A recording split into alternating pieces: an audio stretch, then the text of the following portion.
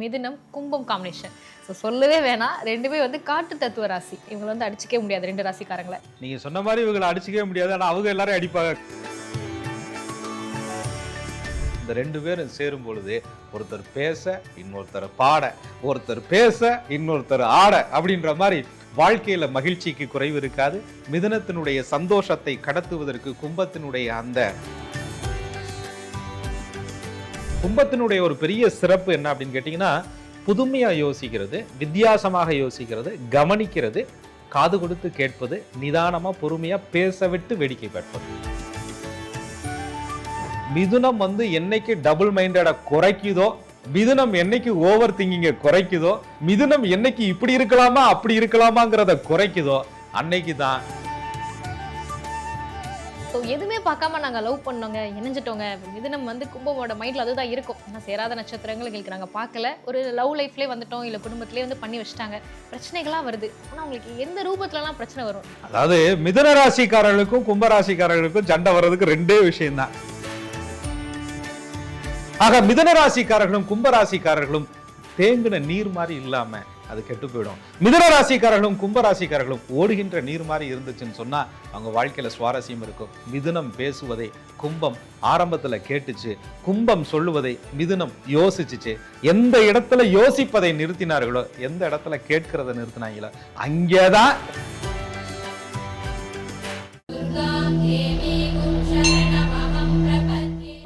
வணக்கம். குரு வாழ்க, குருவே துணை. ஸோ மிதுனம் சீரியஸ் பார்த்துட்டு இருக்கோம். மிதுனத்தோட மேஷத்துல இருந்து மீனம் வரைக்கும் ஒவ்வொரு ராசிக்காரங்க சேரும்போது லைஃப்ல என்னென்னலாம் மாற்றங்கள் வருது, சந்தோஷத்துல என்னென்ன கிடைக்குது, ஸோ உங்களுக்கு பிரிவுகளுக்கு எது காரணமா இருக்குது, எல்லாமே பார்த்துட்டு இருக்கோம் சார். ஸோ இந்த வாட்டி நம்ம பார்க்க போறது மிதுனம் கும்பம் காம்பினேஷன். ஸோ சொல்லவே வேணாம், ரெண்டுமே வந்து காட்டு தத்துவ ராசி. ஸோ ஐடியாலஜியாக இருக்கட்டும், கம்யூனிகேஷனாக இருக்கட்டும், இவங்களை வந்து அடிச்சிக்கவே முடியாது ரெண்டு ராசிக்காரங்களை. இவங்க எப்படி சந்திக்கிறாங்க, இவங்களோட குணாதிசயங்கள் எப்படி இருக்கும் சார்? நீங்க சொன்ன மாதிரி இவங்களை அடிச்சிக்கவே முடியாது, ஆனால் அவங்க எல்லாரும் அடிப்பாங்க காத்து ராசி அப்படிங்கிறதுனால. மிதுன ராசிக்காரர்கள் என்பது யோசிக்கும் காற்று, கும்ப ராசிக்காரர்கள் என்பது புதுமையை கொடுக்கும் காற்று, மிதுன ராசிக்காரர்கள் என்பது நகைச்சுவை காற்று, கும்பராசிக்காரர்கள் என்பது புத்திசாலி காற்று. ஆக கும்பத்திற்கு அதிபதியாக சனி பகவானும் மிதுனத்திற்கு அதிபதியாக புதன் பகவானும் வர்றாங்க. ஒண்ணுக்கொன்னு ஒரு பூர்வ புண்ணியம், ஒரு பாக்கியமா வருது. மிதுனத்திற்கு 9ஆம் இடம் கும்பம், நீ எனக்கு கிடைச்சது பாக்கியம். கும்பத்திற்கு மிதுனம் என்பது 5ஆம் இடம், நீ எனக்கு கிடைச்சது பூர்வ ஜென்ம புண்ணியம் அப்படின்னு சொல்லக்கூடியது. ஒரு புண்ணியமும் ஒரு பாக்கியமும் இந்த இடத்துல ஒன்று சேரக்கூடிய அற்புதமான ஒரு காம்போ தான் மிதுன ராசிக்காரர்களும் கும்பராசிக்காரர்களுடைய இணைவு என்பது. மிதுன ராசிக்காரர்களுடைய அந்த காற்று தத்துவத்தின் அடிப்படையில் ரெண்டு காற்றும், கும்பத்தினுடைய காற்றும் மிதுனத்தினுடைய காற்றும் ஒரு இடத்துல சேருது. காத்தை கையில பிடிக்க முடியாது, ஆனா அதனுடைய போகும் திசையை நீங்கள் வந்து மாற்றி ரசிக்கலாம். ஒரு காற்று புல்லாங்குழல் வழியாக செல்லும் போது மெல்லிய இசையாக மாறுவது போன்று மிதுனத்தினுடைய ஒரு பேச்சு கும்பத்தினுடைய புல்லாங்குழலுக்குள்ள போகும்போது இசை ரசிக்கக்கூடிய ஒரு காற்று. அந்த காற்றை சரியா கிரகித்து, சரியா மிதுனத்தினுடைய அந்த வார்த்தைக்கு மதிப்பு கொடுத்து, அந்த மிதுனத்தினுடைய பேச்சை ரசித்து, கும்பம் அதற்கு உயர்வு கொடுக்குது பாத்தீங்களா, கும்பம் அதற்கு லாபத்தை கொடுக்குது பாத்தீங்களா, கும்பம் மிதுனத்திற்கு மரியாதையை கொடுக்குது பாத்தீங்களா, அதுதாங்க ரெண்டு பேருடைய இணைவுல இருக்கக்கூடிய காம்போங்கிறது. இந்த ரெண்டு பேரும் சேரும் பொழுது ஒருத்தர் பேச இன்னொருத்தர் பாட, ஒருத்தர் பேச இன்னொருத்தர் ஆட அப்படின்ற மாதிரி வாழ்க்கையில மகிழ்ச்சிக்கு குறைவு இருக்காது. மிதுனத்தினுடைய சந்தோஷத்தை கடத்துவதற்கு கும்பத்தினுடைய அந்த உயர்வு அப்படிங்கிறது ரொம்ப முக்கியமா இந்த இடத்துல தேவை. கும்பத்தினுடைய மரியாதையை மிதுனம் பெறும் பொழுது அந்த மிதுனத்தினுடைய பேச்சுக்கு மதிப்பு கிடைக்குது. கும்பத்தினுடைய அந்த அறிவுக்கு மிதுனத்தினுடைய அந்த நகைச்சுவைக்கும் ரெண்டும் சேரும் பொழுது ஒரு மேடையே அலங்கரிக்கப்படுது, ஒரு குடும்பமே வசீகரிக்கப்படுது. இவ்வளவு ஏன் ஒரு கம்யூனிகேஷன் ராசியும், ஒரு லாப ராசியும், ஒரு கணக்கு பார்க்கும் ராசியும், ஒரு உழைப்புக்கான ராசியும் சேரும்பொழுது வாழ்க்கை கணக்குங்கிறது சுவாரஸ்ய கணக்காக மாறுது. மிதுனமும் கும்பமும் சேரும்போது பாக்கியமும் பூர்வ புண்ணியமும் இணைந்த கலவையாக மாறுது. ஸோ ஒன்று பூர்வ புண்ணியமாக இருக்குது, ஒன்று பாக்கியம்னு சொல்லியிருக்கீங்க. பார்க்கும்போதே ஒரு கொடுத்து வச்ச ராசியாக இருப்பாங்களே இந்த மிதுனம் கும்பம். ஸோ இவங்க வந்து ஒவ்வொருத்தர் எந்தெந்த விஷயத்துல வந்து அட்ராக்ட் ஆவாங்க, எதை பார்த்து அட்ராக்ட் ஆகிப்பாங்க? அதாவது மிதுனத்தினுடைய அந்த அப்ரோச்மெண்ட்டே பார்த்தீங்கன்னு சொன்னால், அது வந்து ஒரு இடம் அமைதியாக இருக்குது, ஒரு சூழல் வந்து வித்தியாசமாக இருக்குது அப்படின்னா அந்த இடத்த மாற்றக்கூடிய சக்தி. ஒரு இடம் காற்றோட்டமே இல்லாமல் இருக்குது, திடீர்னு ஒரு காற்று கிடைக்குதுன்னா அந்த இடத்துல ஒரு எனர்ஜி பாசிட்டிவ் ஆகுது இல்லையா, ஒரு இடத்துல ஒரு வெளிச்சம் வருதுன்னா அந்த இடத்துல எனர்ஜி பாசிட்டிவ் ஆகுது இல்லையா. அது மாதிரி மிதுனத்தினுடைய அந்த பேச்சினுடைய மொழியும், உடல் மொழியும், வார்த்தை மொழியும், நகைச்சுவையும் யாரையுமே அட்ராக்ட் பண்ணிடும். அதில் கும்பராசிக்காரர்கள் வந்து கவனிப்பாங்க. கும்பத்தினுடைய ஒரு பெரிய சிறப்பு என்ன அப்படின்னு கேட்டிங்கன்னா, புதுமையா யோசிக்கிறது, வித்தியாசமாக யோசிக்கிறது, கவனிக்கிறது, காது கொடுத்து கேட்பது, நிதானமா பொறுமையா பேச விட்டு வேடிக்கை பார்ப்பது. அப்ப கும்பராசிக்காரர்கள் கவனிக்கிறாங்க.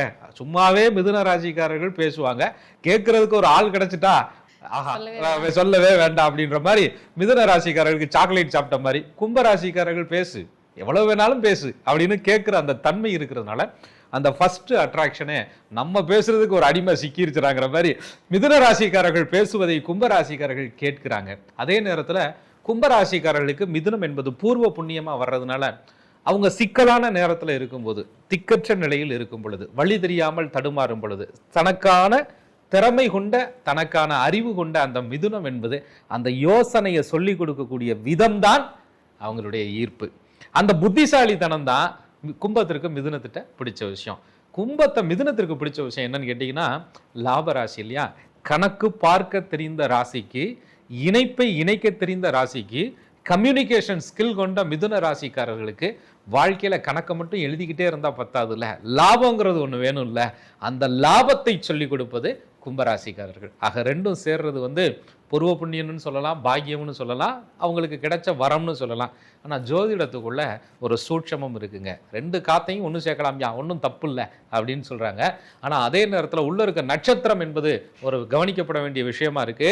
மிதுன ராசிக்குள்ள மிருகசீட நட்சத்திரம் இருக்கு, 2 பாதங்கள். கும்பராசிக்குள்ள அவிட்ட நட்சத்திரங்கள் 3வது பாதம் 4வது பாதம் இருக்கு. ஆக நட்சத்திர பொருத்த அடிப்படையில 2 நட்சத்திரத்தை இணைக்கும் பொழுது ரஜ்ஜு பொருத்தம் என்பது இந்த இடத்துல அடிபட்டு போகும். ரஜ்ஜு என்ற தீர்க்க சுமங்கலி மாங்கல்ய கயிறு பொருத்தம் இல்லை அப்படின்றது காரணத்தினால நீ எனக்கு கிடைச்சது பூர்வ புண்ணியமா இருந்தாலும், நீ எனக்கு கிடைச்சது பாக்கியமா இருந்தாலும், அந்த பாக்கியம் ரொம்ப நாள் நீடிக்கணுமே, அந்த பூர்வ புண்ணியம் ரொம்ப நாள் நீடிக்கணுமே, அந்த சந்தோஷம் அந்த மகிழ்ச்சி ரொம்ப நாள் நீடிக்கணுமே, அதுக்கு எதுவும் பிரச்சனை வந்துருமோ அப்படின்னு யோசிக்க வேண்டிய தருணம் தான் இந்த நட்சத்திர பொருத்தம் அப்படின்னு சொல்றது.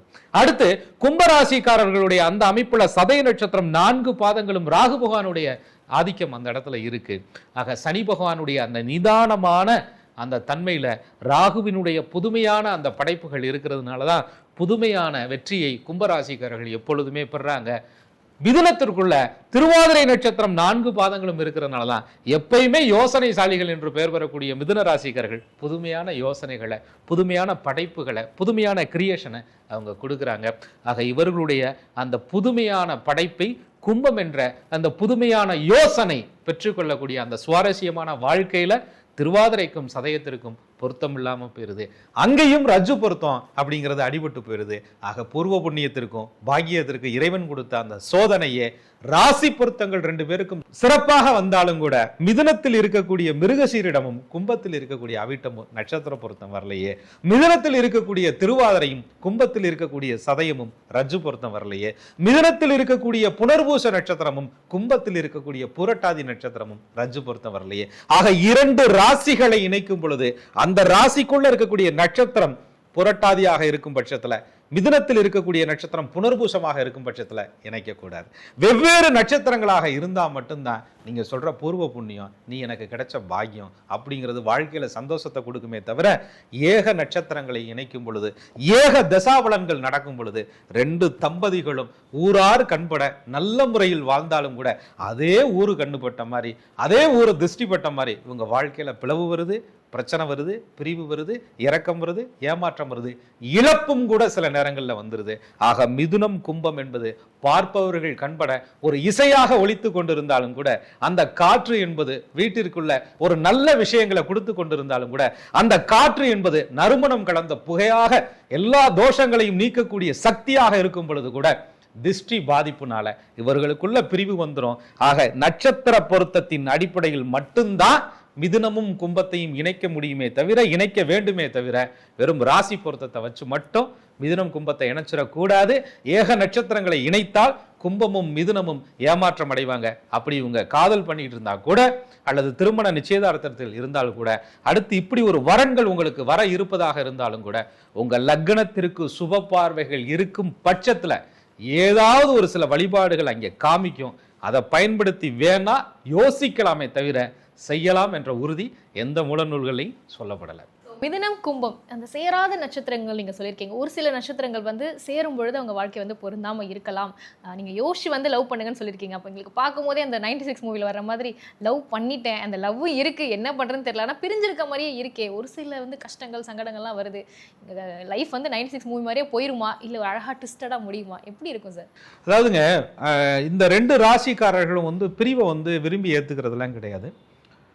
காதலை வந்து அவங்க வந்து விரும்பி ஏத்துக்கிறதும் கிடையாது. அது காற்றும் காற்றும் சேர்ந்தா ஒத்து போயிரும்னு சொல்லுவாங்கல்ல, 2 கலந்துரும் அப்படின்னு சொல்லுவாங்க இல்லையா? அது மாதிரி இவர்கள் 2 பேருக்கு உண்டான அந்த ஒரு பாண்டிங் அப்படின்றது நட்சத்திரத்தை பார்த்தாயா காதலிச்சுக்கிட்டு இருக்க முடியும் அப்படின்ற மாதிரி தான் இருக்கும் ஆரம்ப கட்டங்களில். அதே நேரத்தில் இந்த புரிதல்கள்னால இவர்களுக்கு பிரச்சனை வருதா அப்படிங்கிறது ரொம்ப ரேர், கம்மி. ஆனால் ஆயுள் சம்பந்தப்பட்ட பிரச்சனை வருதே அப்படின்னு சொல்லும் பொழுது அந்த லக்னத்திற்கு அட்டமஸ்தானம்னு ஒன்று இருக்கு. அட்டமஸ்தானத்திற்கு மற்றொரு அட்டமாதிபதி என்று சொல்லக்கூடிய 3 குடைவன் ஒன்று இருக்கு. ஆயுள் காரகர் என்று சொல்லக்கூடிய சனி பகவானுடைய நிலை ஒன்று இருக்கு. இது 3 நல்லா இருக்கும் பட்சத்தில் ஆயுள் பலன் தீர்க்கமாக இருக்கும். அப்படி இருக்கும் பட்சத்தில் வேணால் அந்த நட்சத்திரங்களை நம்ம இணைக்கலாம். மற்றபடி இந்த தம்பதிகளுக்கு கொஞ்சம் பிரச்சனைகள்லாம் இருக்கு. ஒருவேளை நீங்கள் காதல் பண்ணிட்டு இருக்கீங்க, இதுதான் கல்யாணமாக நீங்கள் முடிக்கணுங்கிற ஒரு வைராக்கியத்தில் இருக்கீங்க அப்படின்னு சொல்லும்போது உங்களுக்கான சிவ ஆலயங்களை தேர்வு செய்து அந்த திருமணத்தை பண்ணும் பொழுது பெரிய மாற்றங்கள் கும்பத்திற்கும் மிதுனத்திற்கும் கண்டிப்பாக கிடைக்கும். எதுவுமே பார்க்காம நாங்க லவ் பண்ணோங்க, இணைஞ்சிட்டோங்க. இப்போ மிதுனம் வந்து கும்பமோட மைண்ட்ல அதுதான் இருக்கும். ஏன்னா சேராத நட்சத்திரங்கள் எங்களுக்கு நாங்க பார்க்கல, ஒரு லவ் லைஃப்லேயே வந்துட்டோம், இல்லை குடும்பத்திலே வந்து பண்ணி வச்சுட்டாங்க, பிரச்சனைகளாக வருது. அப்படின்னா உங்களுக்கு எந்த ரூபத்துலலாம் பிரச்சனை வரும்? டிஃப்ரெண்ட்டாக வருதுங்க அப்படின்ற மாதிரி கேட்குறாங்க. எந்த ரூபத்தில் உங்களுக்கான சண்டைகள் ஏற்படும்? அதாவது மிதுன ராசிக்காரர்களுக்கும் கும்பராசிக்காரர்களுக்கும் சண்டை வர்றதுக்கு 2 விஷயம்தான். மிதுன ராசிக்காரர்கள் ஒரு புது முயற்சிகளில் ஒரு வித்தியாசமான பார்வையில் பேசக்கூடிய ஒரு நபர்களாக இருப்பாங்க. கும்பராசிக்காரர்கள் புதிய யோசனையில் அடுத்த கட்ட வளர்ச்சிக்கான விஷயங்கள்ல இருப்பாங்க.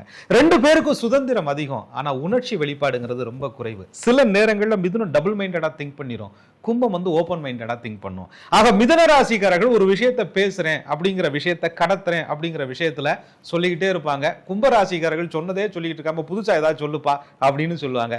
2 பேரும் பேசுறேன் என்னமோ உலக சமாதான தூதுவர்கள் மாதிரி பேசுறேங்கிற பேச்சுல ஒரு கட்டத்துல 2 பேருமே பேசாமலே போயிடுவாங்க.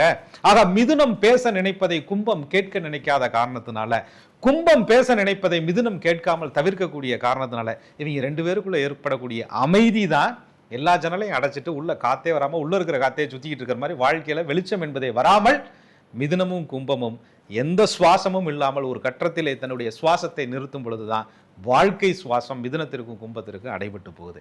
ஆக மிதுன ராசிக்காரர்களும் கும்பராசிக்காரர்களும் தேங்கின நீர் மாதிரி இல்லாம அது கெட்டு போயிடும். மிதுன ராசிக்காரர்களும் கும்பராசிக்காரர்களும் ஓடுகின்ற நீர் மாதிரி இருந்துச்சுன்னு சொன்னா அவங்க வாழ்க்கையில சுவாரஸ்யம் இருக்கும். மிதுனம் பேசுவதை கும்பம் ஆரம்பத்துல கேட்டுச்சு, கும்பம் சொல்லுவதை மிதுனம் யோசிச்சுச்சு.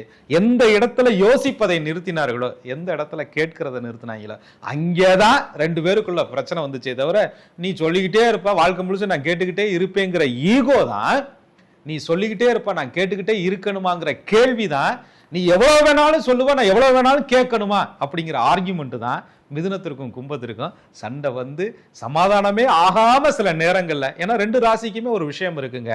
மிதுனம் வந்து என்னைக்கு டபுள் மைண்டட குறைக்குதோ, மிதுனம் என்னைக்கு ஓவர் திங்கிங்க குறைக்குதோ, மிதுனம் என்னைக்கு இப்படி இருக்கலாமா அப்படி இருக்கலாமாங்கிறத குறைக்குதோ அன்னைக்கு தான் கும்பராசிக்காரர்களை மிதுன ராசிக்காரர்கள் புரிஞ்சுக்க முடியும். கும்பராசிக்காரர்கள் அவங்க டபுள் மைண்டடா இருந்தாலும் பரவாயில்லன்னு சொல்லிட்டு நீங்க ஒரு மாதிரி எப்பயுமே ஒரு அமைதியை நாம வந்து ஒரு பர்சனாலிட்டிங்கிற மாதிரி ஒரு நினைப்புல இருக்கும் பொழுது மட்டும்தான் மிதுன ராசிக்காரர்களுக்கு டபுள் திங்கிங்கே ஓவர் திங்கிங்கே அதிகமாக மாறுது. அவங்க லேசா யோசிக்கும் பொழுது நீங்க ஒன்றும் இல்லப்பா அப்படின்னு சொல்லிட்டீங்கன்னா சண்டைக்கு பின் சமாதானம் நடக்கும். லேசா யோசிக்கும் பொழுதே இன்னும் கொஞ்சம் நீங்கள் அமைதியாக இருக்கும் பொழுதுதான் மிதுனமும் கும்பமும் நிரந்தர அமைதியை ஒரு நாள் தேடிக்கிடுவாங்க. நட்சத்திர பொருத்தமும் ஏற்கனவே சரியில்லாத பட்சத்திலே பிரிவில் கூட இந்த தம்பதிகள் தடுமாறலாம். காரணம் என்பது வெளியில் இல்லை, காரணம் என்பது பேசுவதற்கு வாய்ப்பே கொடுக்கல. கதவை திறங்கள், காற்று வரட்டும், கதவை திறங்கள். கும்பராசிக்காரர்களும் மிதுன ராசிக்காரர்களும் வாழ்க்கை வெளிச்சமாக மாறட்டும். கிட்டத்தட்ட அந்த 96 மூவில வர மாதிரி இவங்க ஏதாவது ஒரு சூழ்நிலை வந்து பேசியிருந்தாலோ அந்த விஷயங்கள் வந்து அப்படியே சரியா இருக்கலாம். ஏன்னா இப்போ நிறைய பேர் வந்து டிவோர்ஸ் அந்த மாதிரி பிரிவில் இருக்கிறாங்கன்னா ஏதாவது ஒரு வாய்ப்பு இருக்குமா சார் இவங்க சேர்றதுக்கு? இல்லை ஆல்ரெடி இருக்கிறாங்க, எனக்கு வந்து பிரிவுக்கு நான் போயிட்டு இருக்கேன்னு மைண்ட் வந்து அவ்வளோ தூரம் அவங்க போயிடுவாங்க. ஸோ அவங்களுக்கு நம்ம ஏதாவது சொல்லலாமா? இதுக்கு ஒரு குட் ஆப்ஷன் இருக்கா? அதாவதுங்க பேசலைன்னா கடைசி வரைக்கும் கேமரா தூக்கிட்டே திரியிற வேண்டியதான். 96 மாதிரி இந்த மாதிரி பேசணும், பேசுறதுக்கு வாய்ப்பு கொடுக்குறாங்க. அப்பயும் நாங்க வந்து ஜென்டில்மேன்னு உட்கார்ந்திருக்க கூடாது, ஏதாவது பேசணும். அப்ப பேசும் பொழுதுதான் பிரச்சனை என்பது இவர்களுக்கு தீர்வாகும். நீங்க பழச, வாழ்ந்த வாழ்க்கைய, வளர்ந்த இடத்த, பழைய நண்பர்களை, என் ஸ்கூல்ல இருக்கக்கூடிய அந்த படத்துல பார்த்துருப்பீங்க, ஒரு செக்யூரிட்டியை கூட அன்போடு பார்க்கக்கூடிய அந்த தன்மை கும்பத்திட்ட உண்டு. மிதுனம் என்பது நினைவுகளை கொண்டுட்டு வந்து சேர்க்கக்கூடிய ஒரு தன்மை உண்டு. நம்ம இப்படி இருந்தோமே அப்படின்னு சொல்லக்கூடிய தன்மை உண்டு. நினைவுகள் மட்டுமே இவர்கள் வாழ்க்கையில இல்லாம அந்த நினைவுகளை நிஜமாக்குவதற்கு பேசினால் மட்டும்தான் இவங்க ஒன்று சேர முடியும். அந்த பேச்சை இணைக்கிறதுக்கு காற்று தத்துவ ஸ்தலங்களுக்கு 2 பேரும் கூட போகலாம். நாங்கள் பிரிஞ்சிருக்கிறோம், சேரணும்னு நினைச்சீங்கன்னு சொன்னா உங்க லக்னத்தின் அடிப்படையில், காற்று தத்துவ அமைப்பில் காலகஸ்தியை சொல்றோம், லக்னத்தின் அடிப்படையில், லக்னாதிபதி அமர்ந்த நிலையின் அடிப்படையில் சில ஸ்தலங்களை தேர்வு செய்யும் பொழுது அந்த இணைப்புக்கான வழி, அதாவது டவரே கிடைக்காத ஊர்ல திடீர்னு ஒரு டவர் கிடைச்ச மாதிரி, சிக்னல் கிடைச்ச மாதிரி, வாழ்க்கையில ஈசன் அருளால் மிதுனத்திற்கும் கும்பத்திற்கும் ஒரு சிக்னல் கிடைக்கும். அந்த சிக்னலை கரெக்டாக பயன்படுத்திங்கன்னா உங்க டேட்டா, உங்க நெட்வொர்க்கு திரும்ப கம்யூனிகேஷன் ஆகும். அங்கேயும் கோட்டை விட்டுட்டீங்கன்னா கடைசி வரையும் சுவிட்ச் ஆஃப் பண்ணிட்டு லைஃபை பேசாம கேமரா தூக்கிட்டு பாத்திர வேண்டியதான். அதுதான் கும்பத்திற்கும் மிதுனத்திற்கும் நடக்கக்கூடிய விதி பயன், வினை பயன். சிக்னல் கிடைக்கிறதும் சுவிட்ச் ஆஃப் ஆகுறது வந்து இவங்க 2 பேரோட கையில தான் இருக்குன்றதை ரொம்ப அழகா சொல்லியிருக்கோம். ஸோ என்னென்னலாம் பண்ணணும், ஏன்னா 2மே காற்று தத்துவ ராசி. ஸோ அவங்களோட குணாதிசயங்களா இருக்கட்டும், லவ் லைஃபா இருக்கட்டும், ஸோ பிரிவுகள் வந்து எதனால வருது, இது எல்லாமே பார்த்தோம் சார். ஸோ மிதுனம் கும்பம்கான ரொம்ப அழகான ஒரு டெஃபினேஷன் பார்த்தோம். ஸோ அடுத்த சீரியஸ்ல மிதுனம் மீனம் வந்து பார்க்க போறோம். மிதுனத்தோட அந்த லாஸ்ட் ராசி. ஸோ எல்லாருமே ரொம்ப நேரம் வெயிட் பண்ணிட்டு இருக்கக்கூடிய ராசி. அடுத்த எபிசோட்ல நம்ம பார்க்கலாம். நன்றி. குரு வாழ்க்கை, குருவே துணை.